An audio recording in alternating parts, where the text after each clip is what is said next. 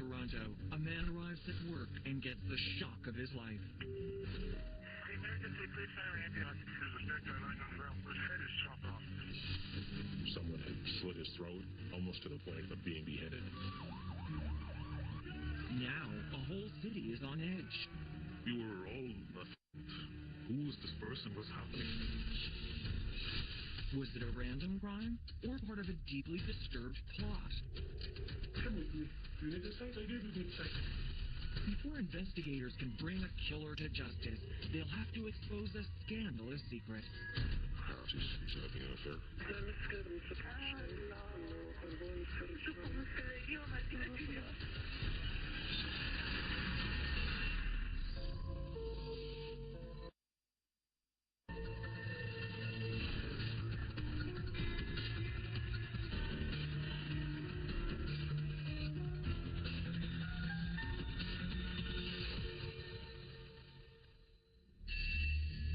The early hours of December 30th, 1999.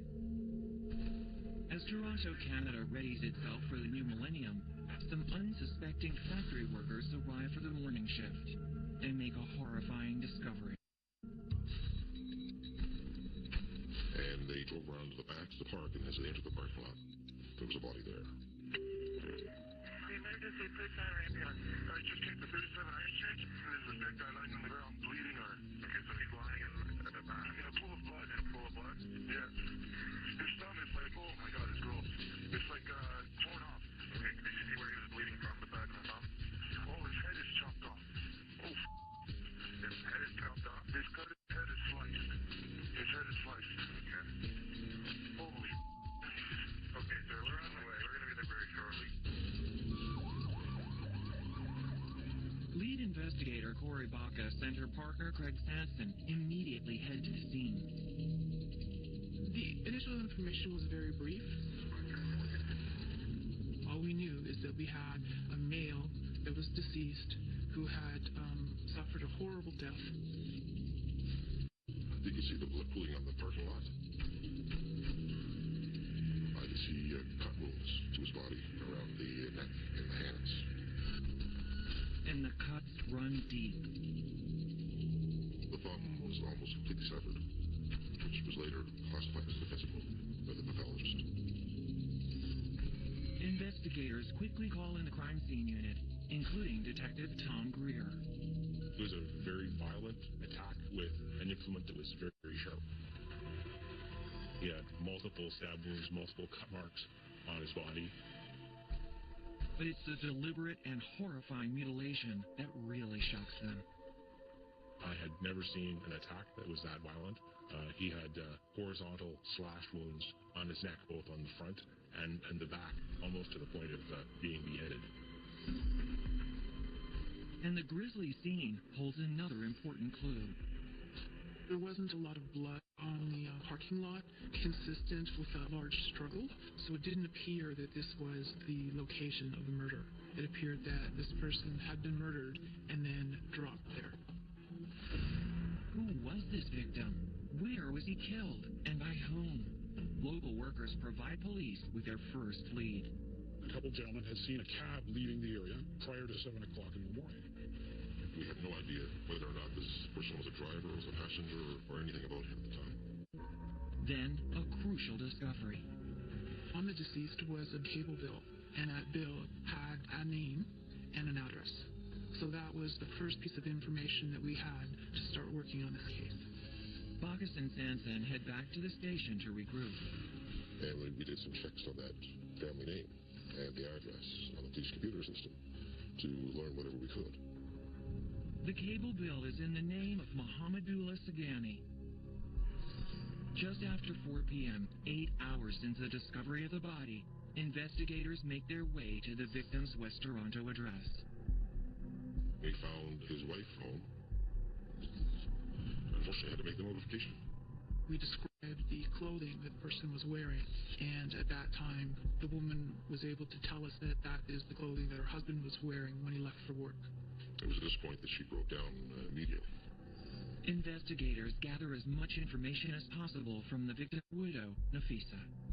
We're told that he was a taxi cab driver in Toronto, and he owned his own cab. She describes her 48-year-old husband as a hard-working family man. They'd moved to Canada from Afghanistan in 1990 to provide a better life for their 5 children. In their home country, Mohamedullah Sagani had been a medical doctor, but he'd have to leave the career he loved behind. I always used to see him when he was sitting in his stand or on his off times. He always had medical books with him. He was dreaming that he will go back into practice. But taxi dispatcher and friend Jean McDonald says Sagani was grateful just to have a job. Although it wasn't the same as he did in his homeland, he was content with what he was here. According to Nafisa Sagani, her husband had started his shift at 6:15 a.m. and was carrying with him his earnings from the day before, which he'd planned to deposit late in the day. This could very much be a motive for murder. Now the next thing for us was to try to locate that cab. And fast. There's likely going to be a secondary scene, if not the murder scene itself. To get any forensic value from it is very important. Police turn to the public for help finding the dead man's cab. Police are looking for a Beck cab. Metro license 2221, and ask anyone with information to call them immediately. Within hours, every cab driver in the city has heard the news. Oh, it was shocking. It was horrible. He was an honest, hard-working man that wanted to support his family. Taxi dispatcher Jean McDonald can't understand why anyone would want to kill Sagani. If somebody got into a car with that gentleman, and that was their thought, they would find him so friendly that it would be actually hard to take his life. McDonald regularly traveled in the back of Sagani's cab. He was a different breed of taxi driver. Like, he was always happy. He was always well-groomed. His car was always immaculate. He was just a really good taxi driver, and he was a really good person. So who would want to stab him more than 50 times? 12 hours after the cabbie's body is discovered, lead investigator Corey Marcus gets word that his taxi has been found. The cab was located in a strip mall close to where the victim lived.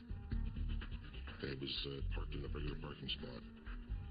It still had its roof light on, indicating that it was available for fares. Without touching the cab, we go up and we look inside and just to see what you can see.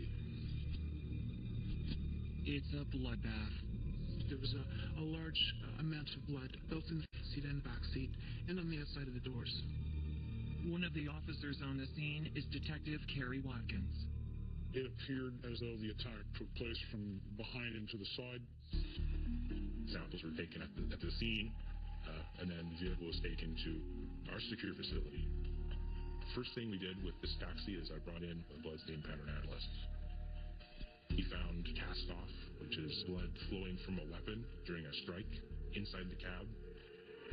Throughout the front seat area, they also find extensive cuts in the vinyl. That confirmed my belief in a violent attack. The knife blade swinging around, the deceased fighting for his life. It must have been a brutal struggle. I found some bloody hand impressions on the ceiling of the taxi. Police must now confirm that the blood is that of Sagani. We'd wet the cotton portion of the swab with distilled water, and it would be transferred onto the cotton. We would air dry it to be submitted to the Center for Forensic Sciences for analysis. Using common packing tape, the search begins for trace evidence. Whatever physical items are there, being hairs and fibers, adhere to the tape, and then it's secured and it's available for analysis later. In this case, it's like searching for a needle in a haystack. The biggest challenge we have, especially with public vehicles like taxis, is they're a smorgasbord of forensic evidence. But investigators are finally about to get a break in the case. We looked up onto the wall of the grocery store, and there's a surveillance camera pointed right at that particular section of the parking lot.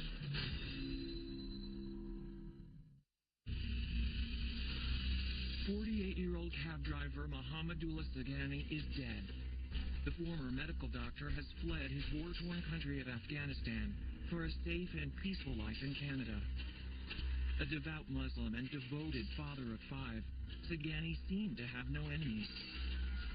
So how did he end up stabbed 50 times, his mutilated body dumped in a parking lot, and his blood-soaked taxi abandoned in a nearby strip mall? We believe that the attack on the deceased happened inside the cab. While forensics officers continue to comb through Sagani's taxi, searching for any link to the killer, lead investigator Corey Bacchus and her partner interview widow Nafisa Sagani again, and learn that the victim could be careless with his cash. She told us that the night before the murder, he had been sitting close to his home with his cab parked, and he was counting his earnings for the day, and that a gentleman came up to the window and looked into the cab and made some comment about the large amount of money. She was upset with him for, first of all, counting his money in that particular area, and for speaking to this man. She considered that was dangerous. Did the stranger return the following day to rob the cab driver? Or was a passenger responsible for Sagani's brutal death? Taxi company records show no indication that he'd been dispatched to an address that morning. Whatever fares he worked that day must have been random pickups. It's very important when somebody's flagging on the street to make your decision whether you want to pick this person or not. These criminals, they know that taxi drivers always carry $100 to $200 with them. You know, there's always cash. And it's an easy target. But something doesn't make sense. There was an amount of cash still in the taxi, so if it was a robbery, it was a sloppy robbery, because they didn't take all of the cash. Police turn to the strip mall where the bloody cab turned up. They don't find anything in the lot itself, but their fortunes are about to turn. Luckily, we looked up onto the wall of the grocery store, and there's a surveillance camera pointed right at that particular section of the parking lot. Is the murderer captured on tape? Police seize the surveillance video and take it back to the station. When we first looked at the tape, our main focus was finding when that cab came in. But it's an old tape and very grainy. At first, it seems like a dead end. But then, they see what appears to be the victim's cab. When we did find the cab, we saw that it was driven in from the front of the mall, and it turned directly into that one parking spot without stopping anywhere else. And we could see the dome light inside the cab go on and off, indicating that the door had opened and somebody had gotten out. And then we saw the vehicle that was parked immediately beside the cab. We saw the dome light go on and off in that vehicle. Though the video is grainy, what is clear, the driver of the cab is now behind the wheel of a van. And we could see the brake lights come on and that vehicle reverse and speed out of that parking lot. And it was that moment that we knew that we now had a direction in this case. Whatever happened to Sagani, police are now convinced it was no random attack. The autopsy report reveals that not only had he been stabbed in excess of 50 times, his spinal cord was severed, and he was nearly decapitated. This was likely something personal. As investigators look more closely at the tape, they see another vehicle, a potential witness to the fleeing van. As the van was backing up to leave, another car was entering the lot in the opposite direction and had to brake to avoid colliding with this van. We were hoping that we would be able to identify one of the workers coming into one of the stores to see if they could recall being cut off by a van early in the morning. Because that person may be able to identify the van or the license plate. Investigators' next step is to figure out when the van first arrived in the parking lot. Once we found that, we could see that somebody actually parked, and we could see a shadow walking away from that parked vehicle, a van, to the north. And Mr. Sagani lived just less than a mile north of that location. So we have that occur around 4:50 in the morning. Then we know Mr. Sagani leaves his apartment around 6:15. Now we see the cab that he had been driving appear just prior to 7 o'clock. So we now know there's only a 45-minute window from when he left his house, when he was attacked, to when the cab was returned to the victim. A carefully planned and executed murder, committed by someone familiar with Sagani's daily routine. If detectives are going to catch this killer, they'll need to be just as meticulous. It's just like chipping away at a mountain, like piece by piece by piece. Just when it seems police are making headway, they're thrown a curveball that takes them in an entirely new direction. We found out that Mrs. Sagani had been away for about a month. During that time is the date of the hotel film. So you immediately start to think that well, perhaps he's having an affair. 48-year-old cab driver and family man Mohamedullah Sagani is savagely murdered and dumped in a West Toronto parking lot. His taxi abandoned in a nearby shopping plaza. Though investigators initially thought robbery was the motive, that theory was thrown out when they found cash still in the car.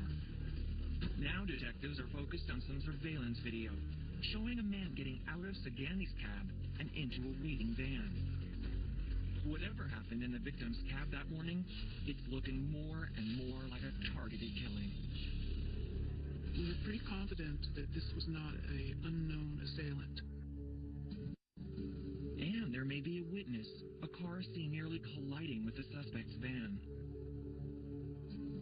We are looking for the person or persons in the third vehicle that was cut off by the fleeing vehicle. Then, January 1st, 2000, 48 hours after Sagani's murder, another taxi driver is killed. This time, in the nearby city of Brampton. Both involved a cab driver. Both involved stabbing with a knife. The murders send a chill through the network of Toronto taxi drivers. We were all feeling unsafe, you know? Especially after the cab driver was murdered. We were all afraid. Who is this person? What's happening, you know?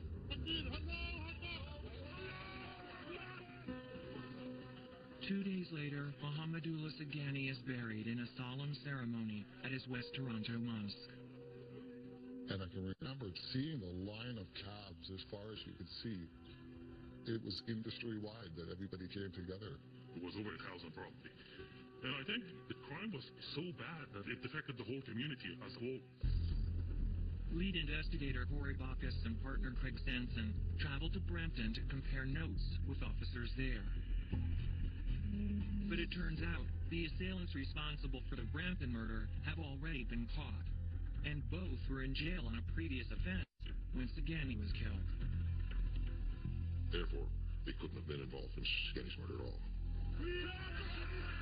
But that doesn't stop angry taxi drivers from descending on Toronto Police Headquarters, demanding justice for their fellow cabbie. Bacchus is asked to address the crowd. And by this time I knew that we had that video of the van coming and going, so I was pretty confident that we would be able to solve this if we worked hard enough and had help from the community. We believe the suspect would have received injuries during this attack. The community responds with a steady stream of tips, including a call from someone who come across a stolen van in the same vicinity as the murder. And when they looked in the van, they did find a knife with staining on it that appeared to be blood.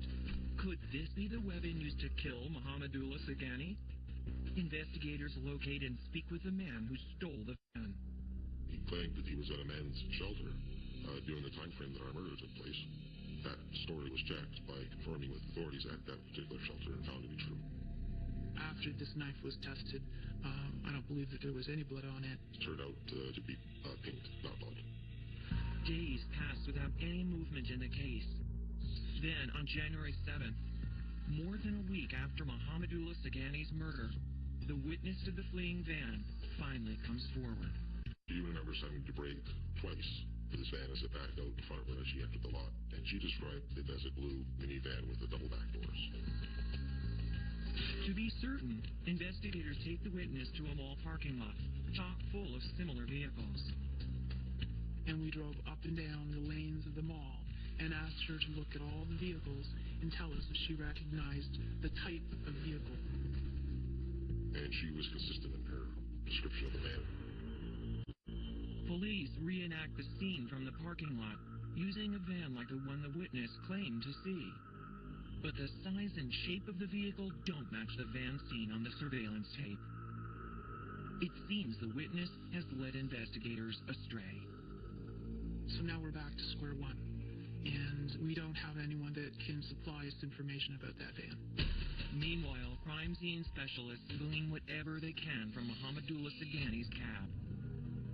That find a receipt in his name for a room at a local motel. We know that he did go to a hotel for one night. One of the possibilities would be that the gentleman's meeting a female.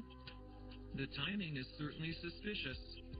We found out that Mrs. Sagani had been away for about a month before the murder, and during that time is the date of the hotel bill. So you immediately start to think that perhaps he's having an affair. And of course that becomes important to us because we've got what I would consider a rage murder. So a jealous husband, boyfriend, or whatever the case may be. Police pay a visit to the motel to interview the staff. No one recalls having seen Sagani or the woman who may have accompanied him. But it's enough to get police to take a closer look at their victim's day-to-day life. We're looking to see who his friends are, what kind of businesses he may have been involved in, and also just his general habits. Well, Mr. Sagani was a quiet kind of fellow. He would stay amongst his family mostly. Another place that he would frequent, though, however, were these grocery stores where he would meet with people from the Afghani background. There was 3 different grocery or butcher shops that the family would use on a regular basis. So we attended those locations and spoke to the people there. One of the stores they visit is the Alhambra Meat Grocer in West Toronto. Butcher Sakrola Walizada detectives that he was acquainted with Sagani. That he didn't know him in a social setting, that he knew him as a customer that came to the butcher shop. But as police will soon discover, the butcher knows Mohamedullah's wife better than he's letting on.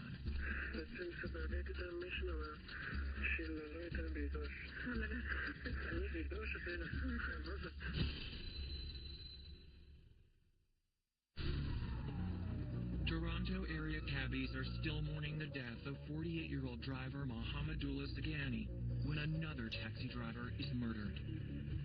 Although investigators discover there's no connection between the two slayings, the killings have set the community on edge.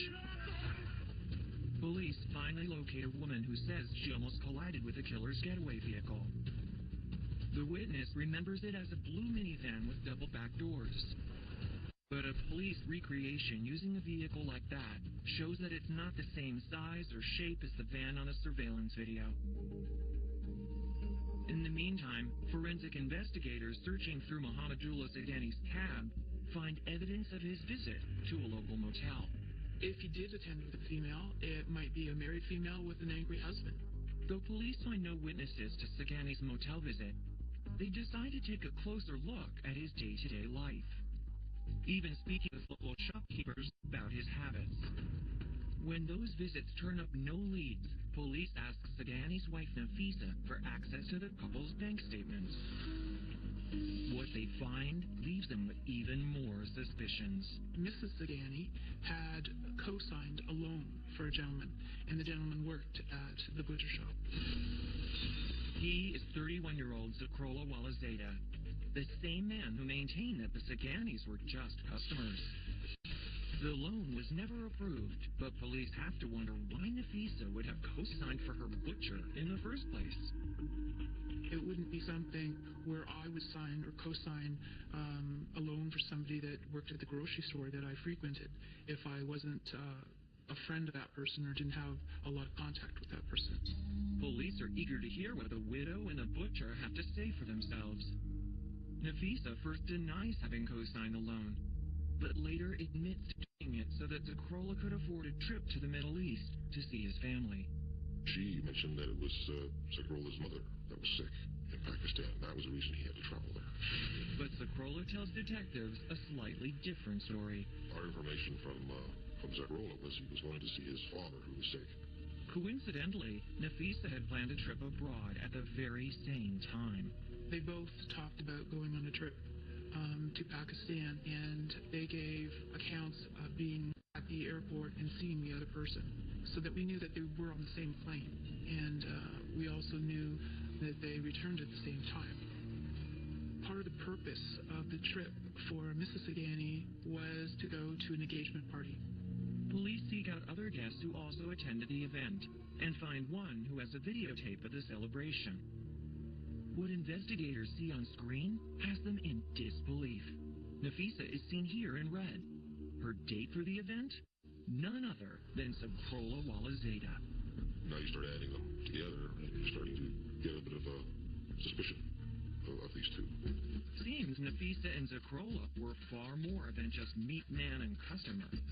It would appear that the relationship existed far before the murder of Mr. Sagani. Nafisa insists there's never been anything between her and Zakrola. The police aren't buying it. March 2000, 3 months into the investigation. With Mohamedullah Sagani's killer still at large, Nafisa tells police her husband's violent death made her too afraid to remain in the family home. She was scared, and one thing that she had asked us if she could move from the location. But it turns out, Nafisa Sagani's plans aren't just to move, but to move on. She appeared to have bought new clothes. She had bought new furniture. She appeared to be starting fresh. Curious about Nafisa's sudden transformation, police put a surveillance team on the widow. I believe it was early April. We wanted to conduct some surveillance on Nafisa's activities to see what her day would entail. Where would she go, who would she see, things like that. 2 cars are assigned to tail Nafisa. One of them is driven by Detective Kerry Watkins. She left her residence in her vehicle. They picked her up initially, radioed to me, picked her up subsequently, and followed her to a plaza. So she parked her vehicle, she exited the vehicle, went into the mall. The officer assisting left on foot to follow into the mall. At first, it seems like an innocuous shopping trip, but Nafisa has something else on her mind. Sarah walked out of the north door of the mall, and she walked directly to Zakrola, not on the front passenger seat. Police are shocked to see that Walazeda drives a van. He'd previously told police he owns a small car. Could this be the van involved in the caddy killing? We followed them for some distance into town just north of Toronto. The officers are astounded by what they see next. It would appear that Mr. Walazeda and Mrs. Sagani were going to a hotel to be together. It's a defining moment in the investigation. If their relationship was an intimate relationship, that might be a very strong possibility that this is a motive for murder. I'm thinking that we've just started a new adventure on this case. That's when a couple suddenly spots the surveillance team. They looked in my direction, the both of them. They became suspicious and left. Police speak to the butcher yet again. Zakrola said that he met with Nafisa in the mall by chance. She was sitting having a coffee, which we knew was not correct. And that she looked very nervous and that she'd been followed by somebody away from her home. So he was helping her by taking her away from the mall and taking her someplace where they could talk. That is what he told me his motivation was, to drive to a motel outside of the city with Mrs. Sagani. Investigators have failed to catch the couple in the act, but they have proven that Zakrola owns a van. Is his vehicle the same size and shape as the van captured on the blurry surveillance tape? Police mount a second recreation, this time using the same make and model owned by the butcher. They're in luck. It was the closest we were going to get to a match. And the closest they've come to identifying a suspect. We had the same kind of van being driven from the crime scene, and that exact kind of van is owned by Zakrola, who we now know is in an affair with Nafisa. That was the first time that we had a potential motive for the murder of Mr. Sagani. Officers seized Zakrola's van in order to search for Mohamedullah Sagani's DNA. Some blood was found on the gas pedal, as well as some small blood drops on the floor of the car. Those were sampled, and they turned out to be animal blood. Not out of the ordinary for a butcher. Police now look for evidence of Walazeda's presence in Mahamadoullah's cab, but they'll need a blood sample from Zakrola in order to compare it. At first, he tries to weasel out of it with an unusual excuse. He advised that he was actually allergic to blood. That was of interest to us, considering that this was a gentleman that dealt with blood and meat on a daily basis. Zakrola eventually agrees to the blood sample, but crime scene investigators don't find any of it in Sagani's cab. With nothing but circumstantial evidence against the butcher, police can't muster a murder charge. Lead investigator Corey Bacchus is running out of options. We have already done surveillance, we have done search warrant, we have done the DNA testing. We don't have fingerprints, so you go to wiretaps. But wiretaps require approval from a judge, and getting that takes time. It's not until June 2000, 6 months after Sagani's murder, that investigators finally get the court's blessing, allowing them to listen and record the many conversations between Nafisa and the butcher.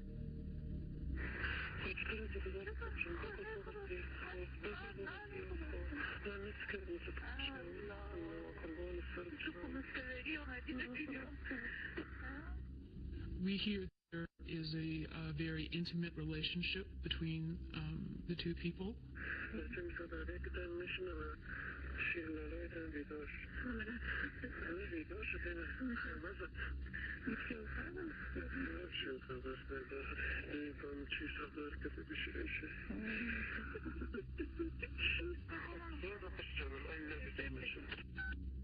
Investigators decide it's time to get tough with Nafisa Sagani. This was the first time that we went and confronted her with all the evidence that we had. Evidence including Nafisa's co-signing a bank loan for the butcher, the couple's trip to Pakistan, the motel visit, and their intimate phone conversations. The interview lasted close to 4 hours at her kitchen table. She admitted to the relationship being in existence long before the murder. Nafisa flatly denies having had any in her husband's death. She does, however, provide police with a crucial detail about her lover. After the murder, she had sex with him and noticed he had small cuts on his chest area. Investigators have a theory about how Walazeda was injured. During the frenzied attack of the knife being swung and Mr. Sagani fighting back, it is conceivable that Zakrola could have been cut by the knife himself. At this point of our investigation, we've made both Mr. Walazeda and Mrs. Sagani aware that we believe that they're suspects in this murder. But there's a surprise up ahead that no one sees coming. Come with me. You need a sex? I didn't need sex.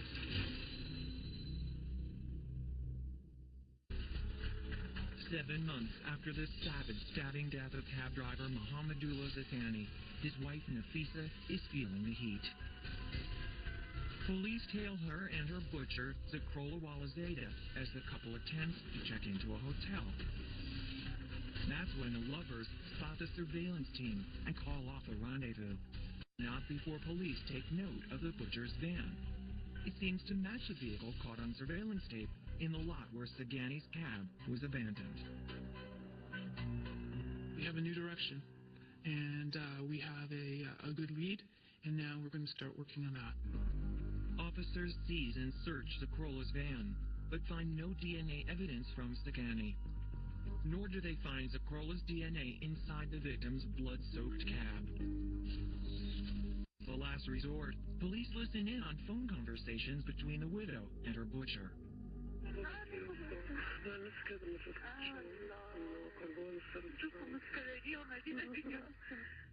Police confront Nafisa, who finally admits to her ongoing relationship with Zakrola Walazeda. She denies having anything to do with her husband's murder, but she does offer some evidence against her lover. That Mr. Walazeda did not have a cut on his chest before the murder, but that she did see the cut after the murder. But without a smoking gun, lead investigator Corey Bacchus must continue searching for the evidence she'll need to convict him.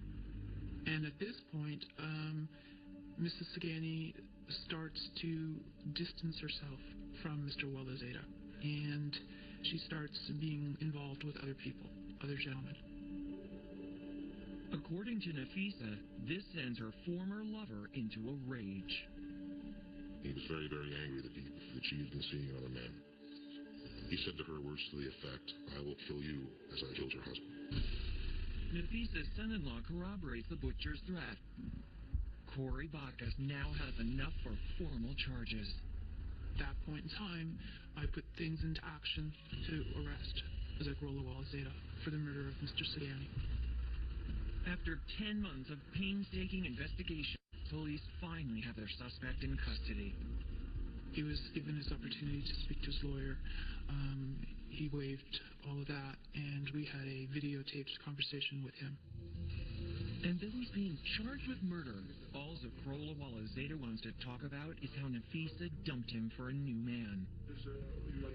You need the sex? Come with me. You need the sex? I give you good sex. I'm young, younger than that. Who are you? He admitted to the affair and to the being upset and things like that, but did not give us any further information. As for the knife wounds Nafisa said appeared on her lover's chest after the murder, the butcher has an explanation. Because the meat is coming to high, 150, 160 pounds. Sometimes I cut from here, sometimes the knife is coming like this. Investigators make it clear they are not buying Walazeda's story, but he doesn't crack. At no time during that interview did he confess to murdering Mr. Sagani. At trial, the prosecution paints a picture of a jealous boyfriend who wanted Nafisa Sagani all to himself, prompting him to plan and execute the rage killing of her husband. On January 17, 2003, 3 years after the murder of Mohamedullah Sagani, a jury finds Zagrola Walazeda guilty of first-degree murder. He is sentenced to life in prison with no parole for 25 years. If my assumption is correct, that he did this out of love for Nafisa, and now he's sitting in a jail cell, it boggles my mind that he wouldn't tell us the whole story. In 2007, Walazeda sought to overturn his murder conviction, but his appeal was denied. As for the widow, police believe infidelity was their only wrongdoing. We have no evidence that would support charging Mrs. Sagani with any part of this crime. To date, there has been no further evidence obtained that would allow us to do so. In a jealous rage, the Toronto butcher turned his knife on an innocent man. Had it not been for the security camera, he would have gotten away with murder. At least now, Mohamedullah Sagani can rest in peace.